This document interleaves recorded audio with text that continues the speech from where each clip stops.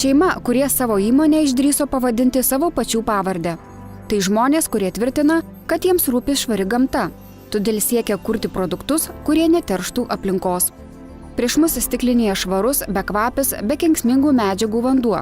Įmonė gamina biologinius nuotekų valymo įrenginius. Prieš krizę visi turėjo pinigų ir visi turėjo darbo, niekas nesigilino iš tikrųjų esminius dalykus. Jeigu pardavėjas pasako, kad aš parduodu buitinių nuotekų valymo įrenginį, niekas negalvodavo, kad dar reikia žiūrėti į daug, ką jisai išvalo, iki kokio lygio išvalymo, kur aš galėsiu padėti tą vandenį, kokios eksploatacinės sąnaudos.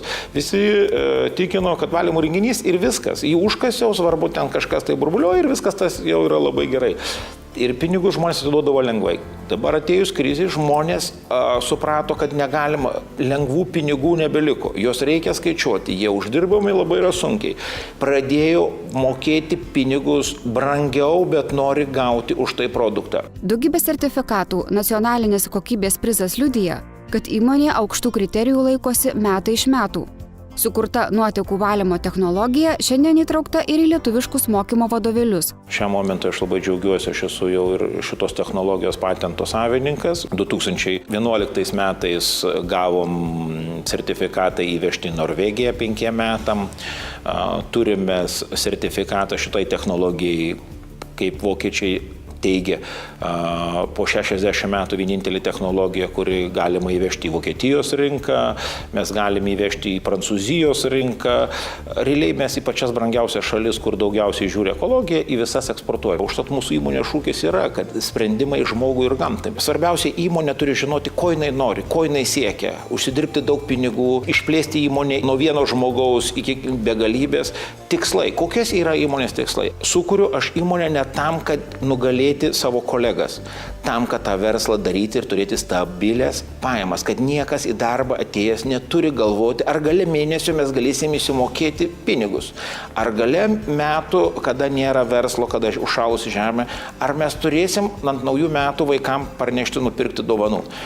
Tas yra blogiausia, kada įmoniai yra siekiama konkuruoti neteisingai, be ateities. Anot įmonės savininkų, jie siekia, kad šeimos verslą perimtų jų vaikai ir liktų dirbti ir gyventi čia Lietuvoje.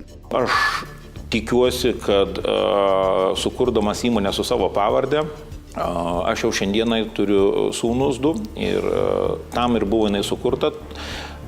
Iš pat pradžios įmonės įkūrimo metais, 98, tam, kad perduoti vaikams šitą verslą. Ir tikrai šiandieną galiu pasigirti, kad mano 2 sūnus, kuriam viena yra 17 metų, o kitam yra 13 metų, jie šiandieną jau laisvai kalba ir rašo mažiausiai 5 kalbom. Vyresnysis sūnus jau net buvo 1 metam išsiųstas į Vokietiją, tam, kad baigus vidurinį mokslą galėtų įstoti į Vokietijos vandenų institutą, tam, kad ne tik kad verslą perimtų, bet kad ir suprastų, ką jisai daro. Su žmona jau 19 metų, nesame įsiskyrę turbūt, per visą 19 metų turbūt nesudarys 3 mėnesių, kada mes nebuvom kartu nuo ryto iki vakaro. Per visą tą laiko tarpą. Nes visą laiką būnam kartu, nes tai yra mūsų, kaip aš sakau, tam ir yra šeima, kad tu būtum kartu, kada ir, kaip sako, ir kada gerai, ir kada blogai, kad būti kartu. Aš labai džiaugiuosi, kad visa mūsų šeima esam versle ir visi tą supranta mūsų darbuotojai. Patikimumą mūsų įmonės. Dėl ko? Kada jie žino, jeigu visa šeima dalyvauja tame versle, reiškia, atsitikus vienokiai ar kitokiai problemai, ar išvažiavus vienam ar kitam, visą laiką gauti galima patarimą ar kažkokį klausimą, kur gali atsakyti tik savininkas į tą.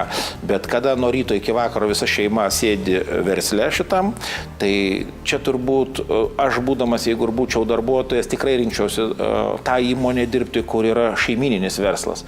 Pabaigoje teiraujamės, kuo užsiims savininkas, kai jo įmonę perims vaikai. Atsakymas – sugrįž prie jaunystės sporto.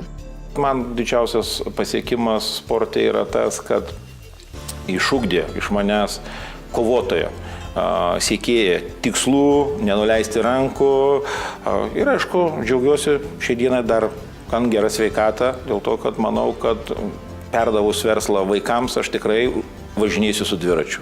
Taigi įmonės savininkas džiaugiasi, kad bendras darbas vienija jų šeimą ir kad augančios atžalos noriai perima ilgus metus kurto verslo vairą.